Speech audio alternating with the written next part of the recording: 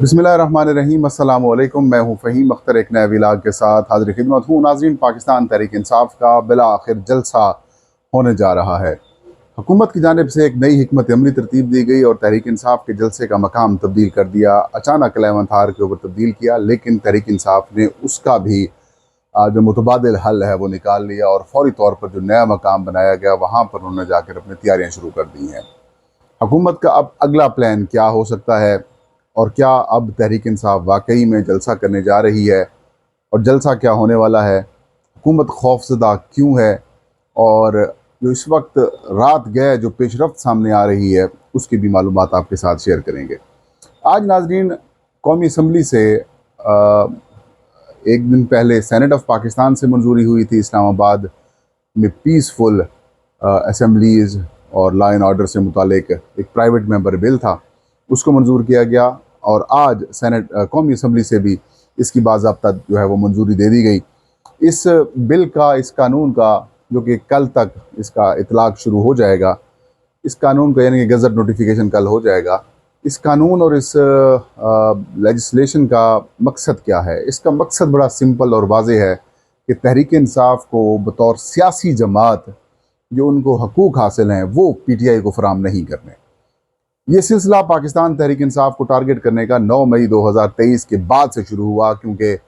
Claim ये किया जाता है, जो रियासत के सो कॉल्ड जो तर्जमान बने हुए हैं कुछ सहाफ़ी हज़रात, वो ये कहते हैं कि तहरीक इंसाफ जब तक 9 मई के वाक़यात के ऊपर माफ़ी नहीं मांगेगी,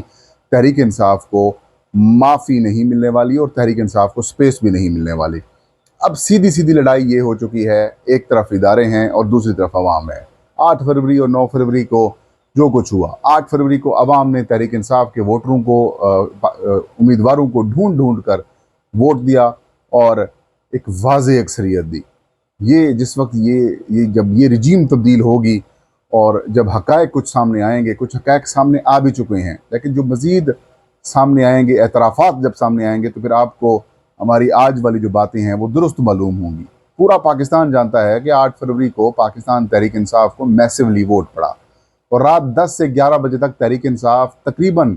2/3 पंजाब असम्बली, 2/3 खैबर पख्तूनख्वा, 2/3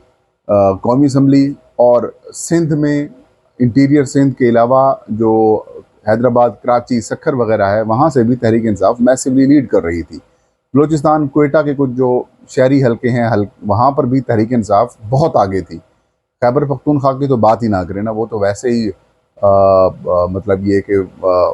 वो पाकिस्तान तहरीक इंसाफ का गाड़ी है, तो वहाँ से भी तहरीक इंसाफ लीड कर रही थी और एक पूरे पाकिस्तान की एक नेशनल जमात वैसे ही है, लेकिन बतौर पार्लियामेंट्री जमात के तौर पर भी तहरीक इंसाफ के उम्मीदवार जीत कर सामने आ रहे थे।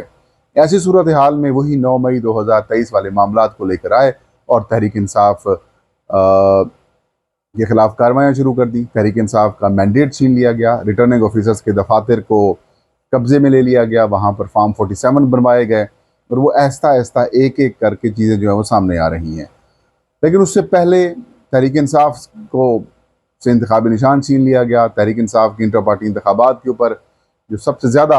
इदारा इस्तेमाल हुआ है वो इलेक्शन कमीशन ऑफ पाकिस्तान है। तो इलेक्शन कमीशन ऑफ पाकिस्तान जो है वो अभी तक भी उनकी जो सहूलतकारी का सिलसिला है वो जारी है। तो ऐसे में तहरीक इंसाफ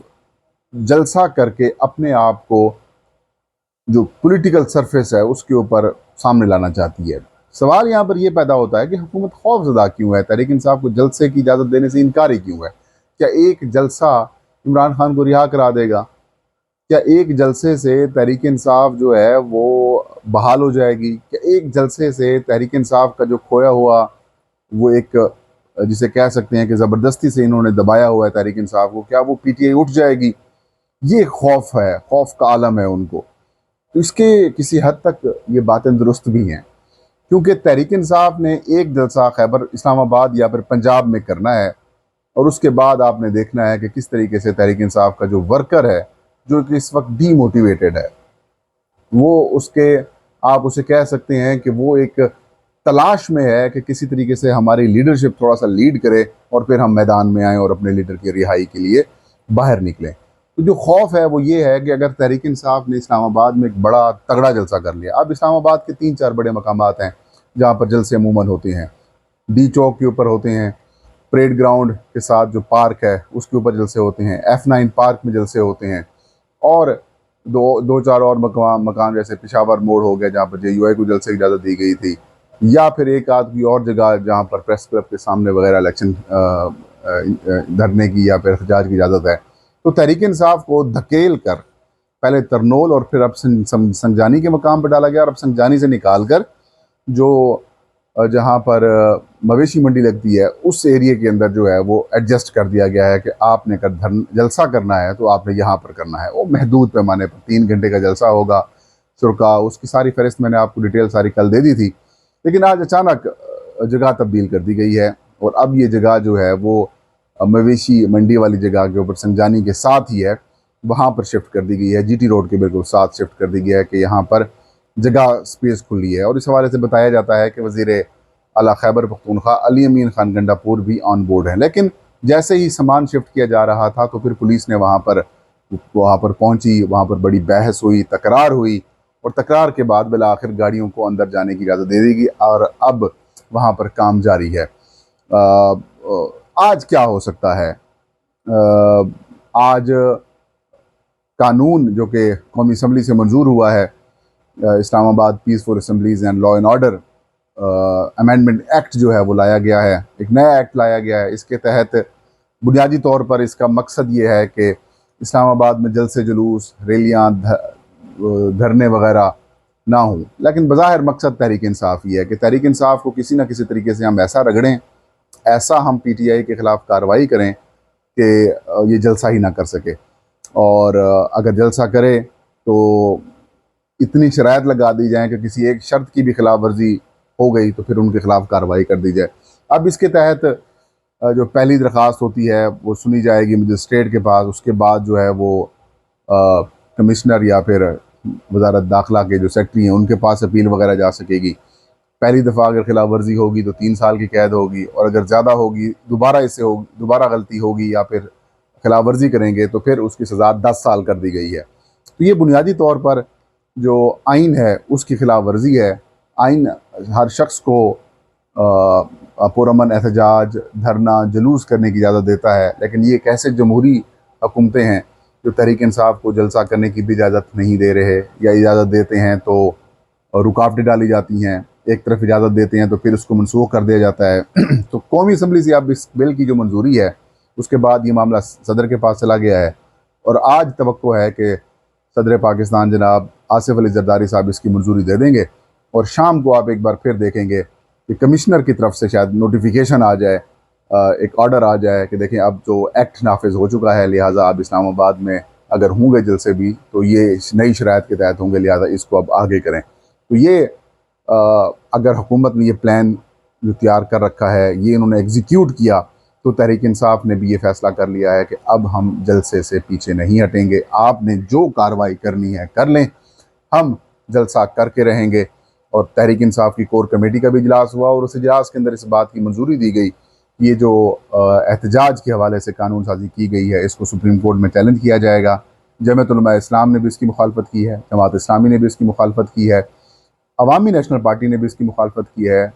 मजलिस वहदतुल मुस्लिमीन हो या फिर जो बाकी अपोजिशन की तमाम जमातें हैं वो इस बिल की मुखालफत कर रही हैं, और वो ये कह रहे हैं कि इसका सीधा सीधा सा मतलब ये है कि आप जमहूरियत नहीं चाहते, आप आमरीत की बात कर रहे हैं, और आमराना किस्म के आप ये फ़ैसले कर रहे हैं, और ये जो कानून साजी है वो ज़ातियात की हद तक है, और सिर्फ टारगेट आपने अपोनेंट्स को करना है। तो अब जल्द इसको सुप्रीम कोर्ट में भी चैलेंज किया जाएगा, और अब तहरीक इंसाफ के लिए डू और डाई वाला मामला है, क्योंकि कल तक तो हुकूमत ऐलान कर रही थी कि हम एहतजाज की इजाज़त भी दे रहे हैं, लेकिन अब रुकावटें डाली जा रही हैं, गिरफ्तारियाँ का सिलसिला भी इतलात सामने आ रही हैं कि वो भी शुरू हो चुका है। तो रात गए बड़ी संगीन किस्म की सूरत हाल है इस वक्त पाकिस्तान के पॉलिटिकल सरफेस, बिलखसूस इस्लामाबाद के जो पॉलिटिकल सरफेस है वहाँ पर, क्योंकि तहरीक इंसाफ की तैयारियाँ बड़ी ज़ोर शोर से जारी हैं। लाहौर से भी काफ़िले आएंगे, खैबर पख्तूनख्वा, सिंध से भी नुमाइंदगी होगी, बलूचिस्तान के भी लोग शरीक होंगे, इस्लामाबाद रावलपिंडी से भी लोग शरीक होंगे, और इस दफ़ा तहरीक इंसाफ ने बड़े मुनज़्ज़म अंदाज में आप कह सकते हैं कि जो MNAs और MPs के टिकट होल्डर्स थे उन सबको टास्क सौंपे गए हैं, 100, 200, 500 तक के टास्क सौंपे गए हैं कि आपने लोगों को लेके आना है और खैबर पख्तूनख्वा से भी बड़े एक जुलूस की आमद मुतवक्की है, जिसको लीड करेंगे वज़ीर आला खैबर पख्तूनख्वा खुद अली अमीन खान गंडापुर। लेकिन इस सारी चीज़ों को देखा जाएगा आज जब एक्ट अगर वो बना देते हैं, सदर साइन कर देते हैं, तो उसके बाद हो सकता है कि जो कमिश्नर रावल इस्लामाबाद हैं वो जलसे की इजाज़त ना दें, वो मनसूख कर दें। खौफ है, हुकूमत की परेशानियाँ हैं कि कहीं ऐसा ना हो कि जलसा कामयाब हो जाए और फिर एक जलसों की एक नई आप कह सकते हैं कि एक नई लाइन शुरू हो जाए, तहरीक इंसाफ जलसे करना शुरू कर दे, मोमेंटम पकड़ ले, और फिर ये जो मोमेंटम जब पकड़ेगी तो फिर कहीं सूरत हाल बांग्लादेश वाली ना बन जाए और यूँ PTI फिर रिवाइव भी कर जाएगी और फिर हमारे लिए मुश्किलात भी बढ़ जाएंगी। तो खौफजदा हैं, कांप रहे हैं, परेशानी के आलम में मुब्तला ये लोग ऐसी हरकतें कर रहे हैं जो कभी भी किसी सियासी जमात या फिर जमहूरियत के लिए शाया निशान नहीं रही। यह था आज का वीलाग। फ़हीम अख्तर को इजाज़त दीजिए। अल्लाह हाफ़िज़।